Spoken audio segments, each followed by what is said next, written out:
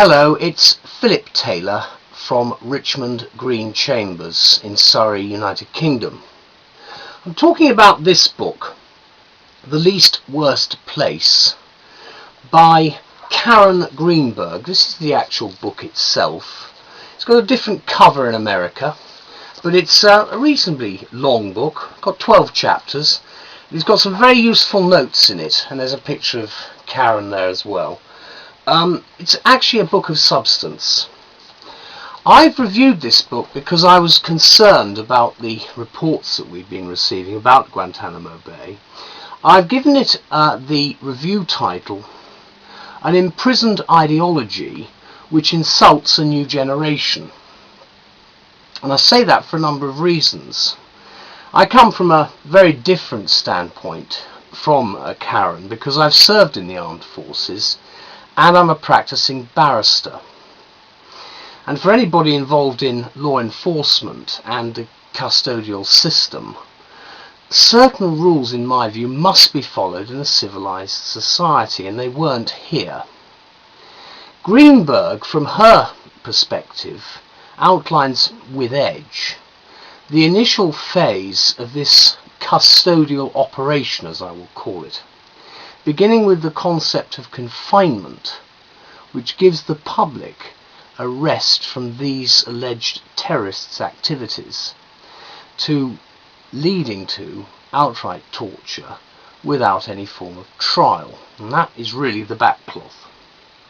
Now the T word, that's torture not trial, must be used sparingly, but the evidence which Greenberg assembles from observers and participants in the 12 chapters between the 21st of December 2001 and the 31st of March 2002 is both compelling and damning in my view.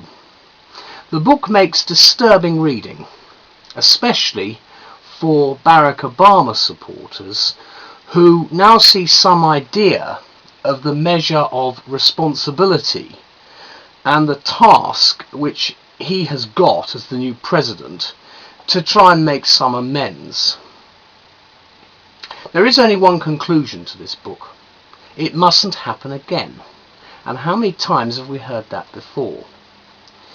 The title, The Least Worst Place, is just the start of the twisting and the bending of policies which the Allies and their supporters had trustingly placed in the Bush administration. And to say that the United States has lost its moral bearings with this camp is strong, but it's just, when Karen Greenberg provides excellent footnotes, which I've referred to justify her assertions, albeit from her left-wing perspective, which I have no quarrel with here, as it's not about left or right wing to me at all.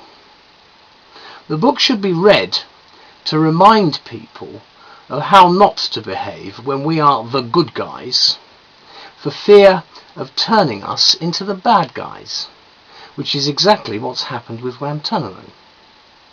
As a lawyer, my basic creed, like that of saving life with a doctor, is to try people fairly, telling them what they are accused of, not to lock people up without trial and throw away the key while the inmates suffer serious violence. The behaviour at this prison was not acceptable, and I find no words in mitigation.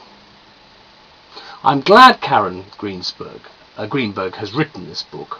She ends it with a quote: "What goes around comes around." Now the conclusion of The Man on the Clapham omnibus is that the circle must be stopped in the 21st century, and there are no excuses for this in a civilized society. Thank you very much. Goodbye.